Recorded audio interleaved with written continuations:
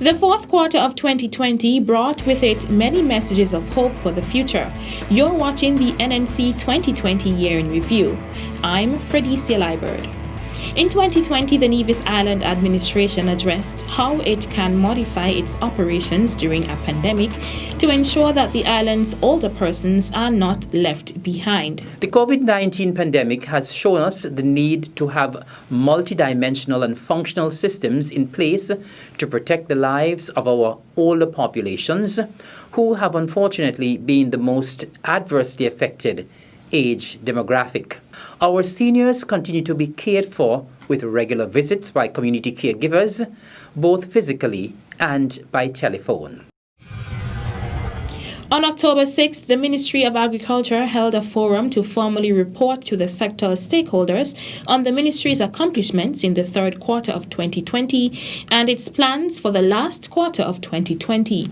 Those in attendance, including representatives of the CADI, Taiwan ICDF, and the Ministry of Agriculture on St. Kitts, received reports from the Quarantine Division, Small Farm Equipment Pool, Veterinary Services, Livestock Division, the Abattoir Division, the Agro-Processing Unit, Extension Services, the Marketing Division, and the Forestry Services. In anticipation of the reopening of St. Kitts and Nevis's borders on October 13th, the NTA and the Ministry of Health launched the campaign #Today for Tomorrow. The campaign includes PSAs encouraging everyone to observe the COVID-19 protocols, a jingle for radio broadcast, specially branded Nevis Naturally face masks, billboards in high traffic locations, and stickers and banners at the island's ports with the messages, responsible travel creates healthy destinations, and a safe Nevis depends on you. The entire student population of Gingerland Secondary School on October 9th received gifts of stationery, compliments the Honorable Eric Evelyn. In a symbolic gesture, the first packages of books, pens, pencils, and rulers were presented to 8 students. That same day, the Honorable Eric Evelyn visited the Gingerland Preschool. I'm going to present a check to Miss Donnie Lance, who is the education officer for the school, in the amount of $700, and I will leave it up to the school to decide what they will do, but I want you to ensure that you buy something that all of the students can benefit from. As part of his commitment to schools in his constituency, Minister Evelyn also donated supplies to the students of the Joycelyn Liebert Primary School on September 24th. On October 13th, the Department of Agriculture recognized 3 retired farmers for their contribution through an outreach initiative ahead of World Food Day, October 16th. Doris Claxton of Brown Hill, Leroy Kelly of Matchmans, and Georgina Lawrence of Hanley's Road were the honorees and recipients of fruit baskets. The Honorable Alexis Jeffers won the first of its kind Ministers' Cook-Off on October 17th, bringing down the curtains on the Ministry of Agriculture's World Food Day activities. The event saw Premier the Honorable Mark Brantley taking on the Agriculture Minister in a 30-minute cooking competition. Each minister was required to prepare a dish using local ingredients, which was judged for taste and flavor, creativity, presentation, use of ingredients, and sanitation.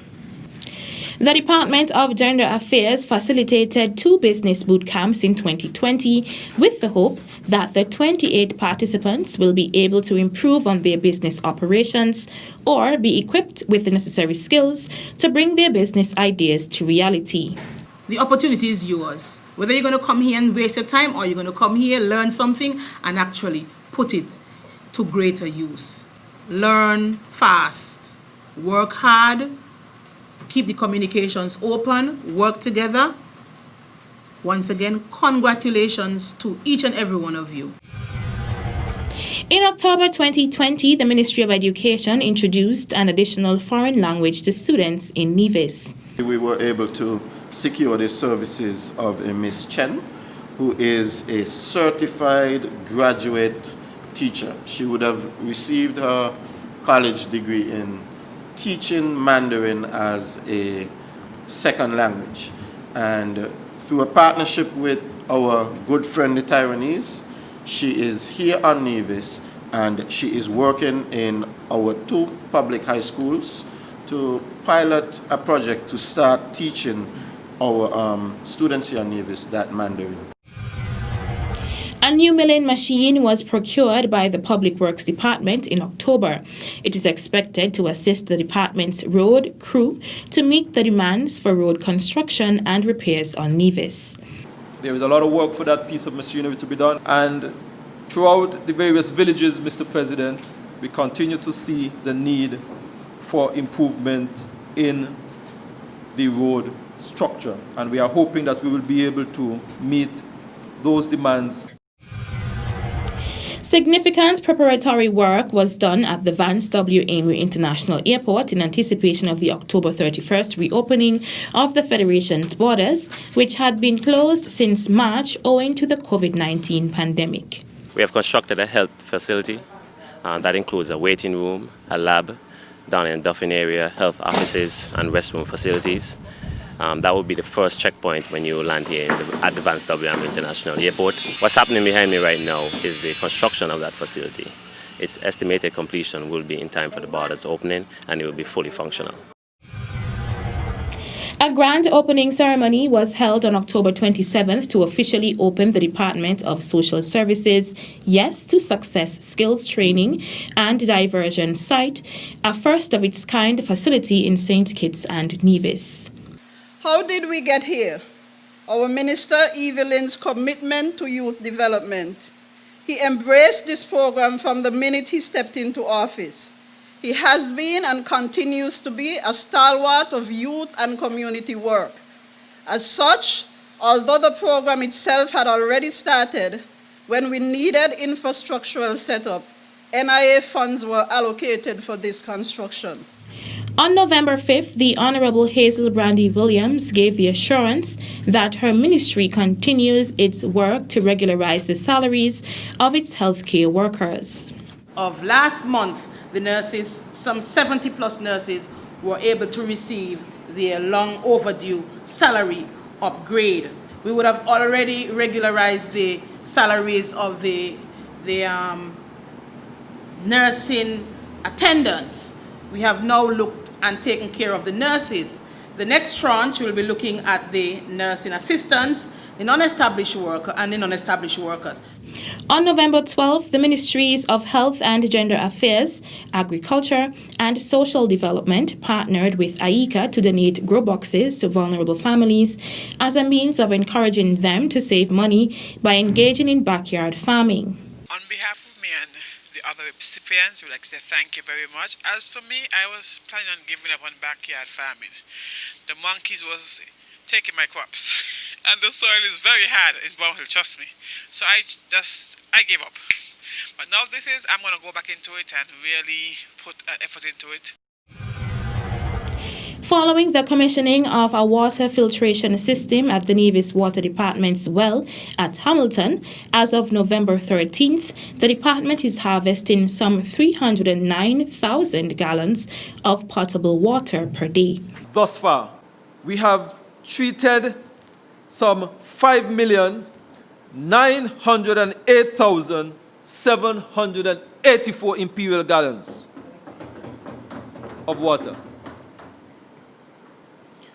with 5,572,800 imperial gallons already being placed in the system.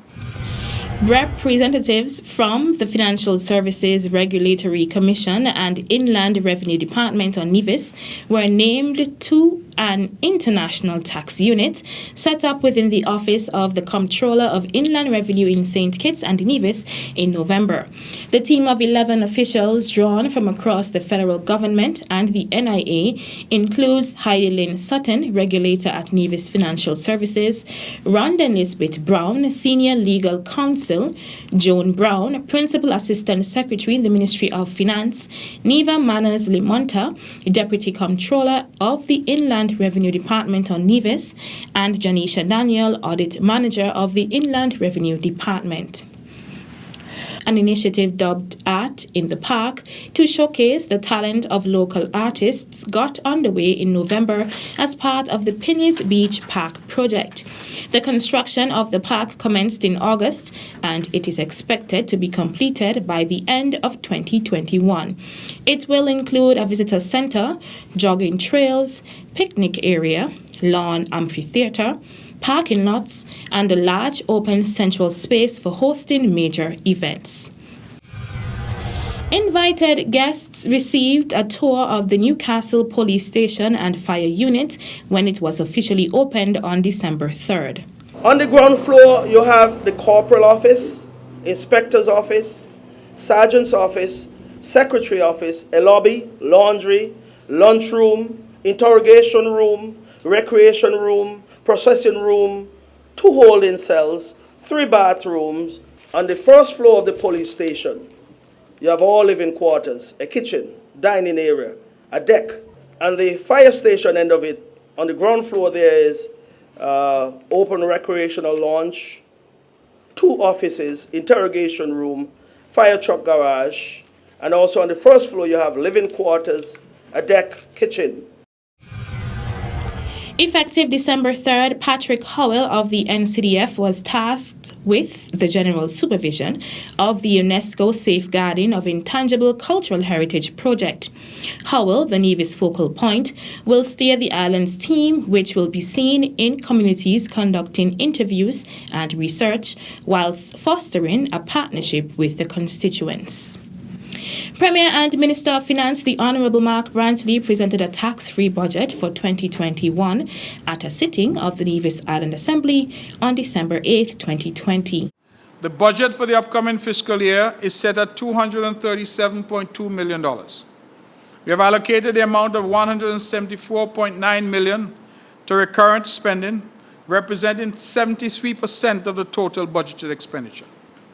Having considered the uncertain negative impact of the COVID-19 pandemic, my administration is projecting collection of $128.2 million in recurrent revenue, which represents a projected decrease of 8% when compared to the projected revenue of $139.5 million for fiscal year 2020. We expect our recurrent revenue to be augmented by the remittance of at least $45 million from the federal government, representing a share of revenue from the CBI program. Our combined total recurrent revenue is therefore projected at $173.2 million for the upcoming 2021 fiscal period. As Premier, the Honourable Mark Brantley greeted Nevisians at home and abroad on Christmas Day, December 25th, he noted that Christmas 2020 was like no other we have ever experienced.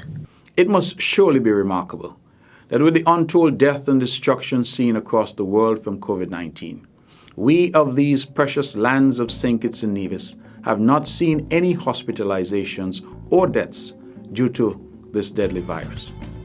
While we must thank our brave and dedicated frontline workers and our task force both nationally and here in Nevis, it must be clear to us all that it is only by God's abiding grace and mercy that we're here today to celebrate Christmas.